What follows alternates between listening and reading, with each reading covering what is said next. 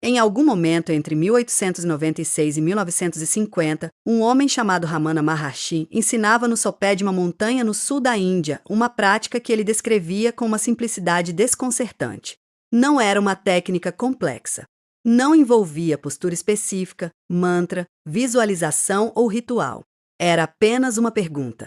Uma única pergunta, voltada para dentro, repetida não como mantra, mas como investigação genuína.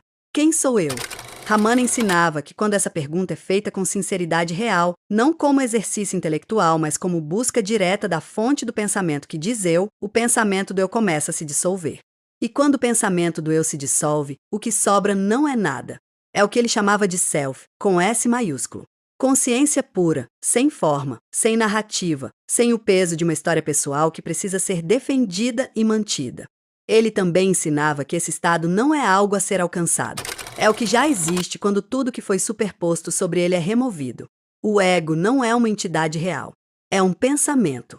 E como todo pensamento, desaparece quando investigado diretamente. Isso foi ensinado há mais de 100 anos em sânscrito e tâmil. E nos últimos 20 anos, a neurociência começou a medir algo que se parece extraordinariamente com o que Ramana descrevia. Não porque os neurocientistas estivessem procurando Ramana, mas porque os dados os levaram até lá. Bem-vindo ao canal! Hoje a gente traça o paralelo entre o Atma Vichara de Ramana Maharshi e o que o fMRI, a neurociência da consciência e a fenomenologia contemporânea encontraram quando começaram a olhar para o que acontece no cérebro quando eu some. Para entender o que a neurociência está medindo, é preciso entender o que ela encontrou primeiro.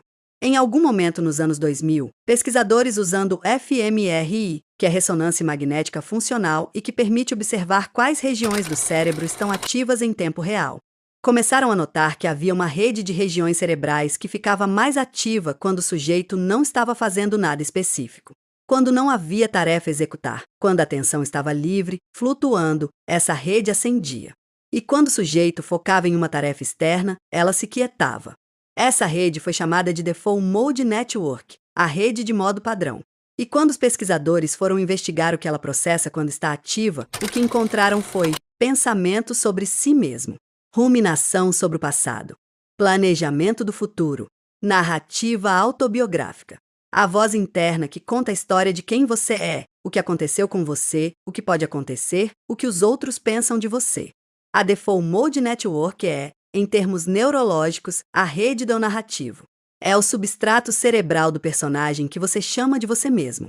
E quando pesquisadores começaram a escanear meditadores experientes, particularmente praticantes com milhares de horas de prática em formas contemplativas que envolvem dissolução da narrativa do eu, o que encontraram foi uma Default Mode Network significativamente mais quieta, não desligada, mais quieta, menos dominante, menos capaz de monopolizar o processamento.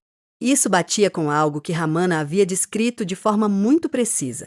Ele não dizia que o eu desaparece para sempre na prática do Atma Vichara como resultado permanente imediato. Dizia que o pensamento do eu se torna mais fraco, menos automático, menos capaz de se apropriar de toda experiência. E que com o aprofundamento da prática, há períodos em que o eu narrativo se cala completamente e o que sobra é o que ele chamava de testemunha, ou simplesmente consciência sem objeto.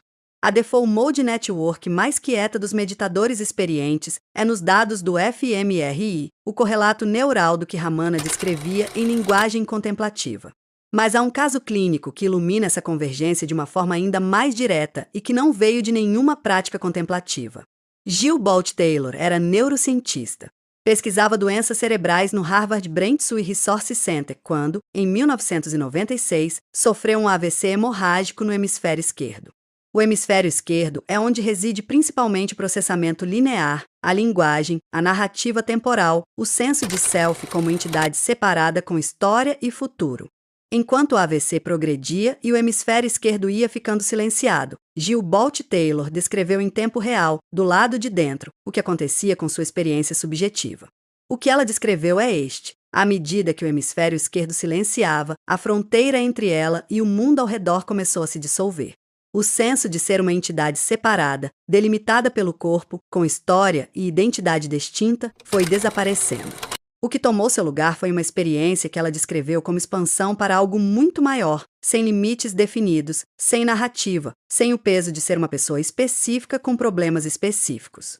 Ela usou as palavras nirvana e êxtase para descrever o que sentia.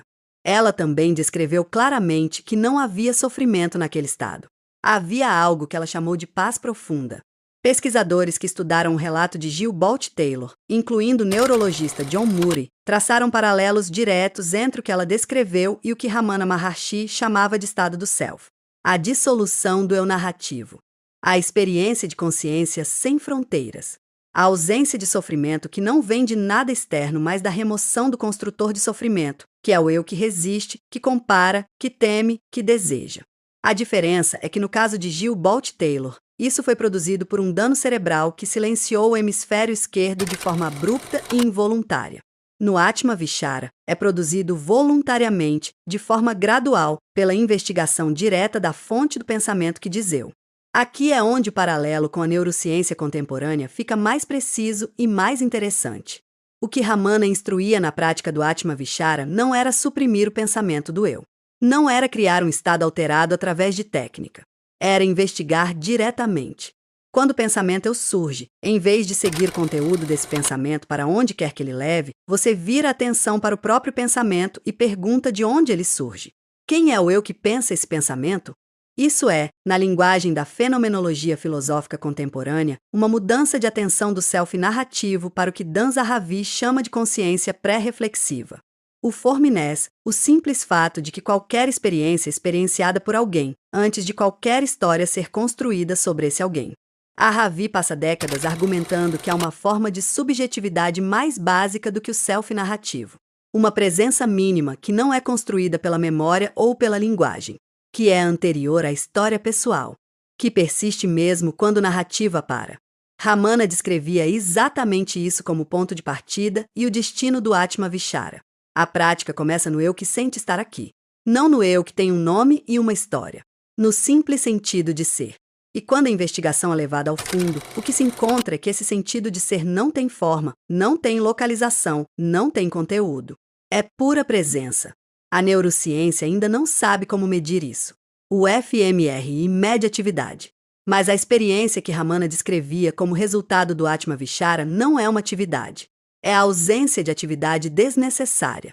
É o que fica quando o processamento referencial ao self-narrativo para. E aqui a ciência encontra seus limites de uma forma que seus próprios representantes mais honestos reconhecem. A Neil Seth, neurocientista de Brighton e um dos pesquisadores de consciência mais respeitados da atualidade, propõe que o que chamamos de self é uma alucinação controlada. O cérebro constrói ativamente o modelo de um eu e projeta esse modelo na experiência como se fosse real. O self não é encontrado na experiência. É inferido pelo cérebro a partir de sinais corporais, memórias e previsões e apresentado à consciência como se fosse um fato. Thomas Metzinger vai ainda mais longe. Depois de décadas estudando o modelo fenomênico do self, concluiu que ninguém jamais teve ou foi um self. O que existe é um processo de modelagem que cria a ilusão de um self. A experiência de ser alguém é real. Mas o alguém que parece ser experienciado é uma construção. Isso é, em linguagem neurocientífica, exatamente o que Ramana Maharshi ensinava há 100 anos. O ego não é uma entidade real. É um pensamento, uma construção, uma história que o sistema nervoso conta continuamente e que toma por si mesma. A diferença fundamental entre o que a Neil Seth e Metzinger descrevem e o que Ramana ensinava é esta. Seth e Metzinger descrevem o processo. Documentam que o self é construído. Oferecem diagnóstico. Ramana não estava interessado no diagnóstico. Estava interessado no método direto. Entender intelectualmente que o self é uma construção não dissolve o sofrimento que vem da identificação com essa construção. E isso é o que qualquer pessoa que já leu Metzinger e ainda sofreu pode confirmar. O conhecimento conceitual de que o eu é uma ilusão não é o mesmo que a dissolução experiencial do eu. O Atma Vichara não é uma teoria sobre o self. É um método para investigar diretamente, agora, se o eu que parece estar aqui é o que parece ser. E quando essa investigação é conduzida com sinceridade genuína, não como exercício, mas como pergunta real, o sistema de modelagem começa a mostrar suas costuras. O eu que parece tão sólido começa a revelar que não tem a substância que parecia ter. Ramana também ensinava que o sono profundo é uma evidência direta do que o Atma Vichara aponta. No sono sem sonho, não há eu narrativo. Não há história pessoal, não há preocupação, não há sofrimento. E ainda assim existe algo. Você acorda e diz dormiu bem, estava em paz. Havia consciência sem objeto, sem self, sem narrativa. E não era o nada. Era mais próximo de paz do que de ausência. Ele dizia que o Atma Vichara é aprender a acessar conscientemente o que o sono profundo oferece inconscientemente. Não adormecer, mas ir além do eu narrativo com a consciência intacta. A neurociência do sono confirma que a Default Mode Network entra em padrão de atividade diferenciado durante o sono profundo sem sonhos, com redução significativa do processamento autorreferencial. O que Ramana descrevia como estado de paz do sono profundo tem correlato neural específico que a ciência contemporânea consegue medir. O que ela ainda não sabe medir é o que sobra quando a Default Mode Network para. E talvez isso não seja uma limitação da tecnologia. Talvez seja uma limitação da abordagem. Porque o que sobra quando o eu para não é um objeto que instrumentos podem detectar. É o sujeito que detecta. E o instrumento não pode medir o que o usa. Ramana dizia isso com precisão absoluta. A consciência não pode ser objeto de si mesma da mesma forma que um olho não pode ver a si mesmo. O que o Atma Vichara oferece não é outro objeto de conhecimento. É o reconhecimento do conhecedor. A neurociência chegou à borda desse problema. Os instrumentos pararam. A pergunta continua. E a pergunta de Ramana permanece 100 anos depois, sendo talvez a mais direta que qualquer ser humano pode fazer. Quem está aqui, agora, antes de qualquer resposta? Se você gostou desse conteúdo, deixe o like, compartilhe, comente e se inscreva para fortalecer o canal. E não se esqueça de ativar o sino para não perder nenhum episódio. A Latice conecta tudo, inclusive você.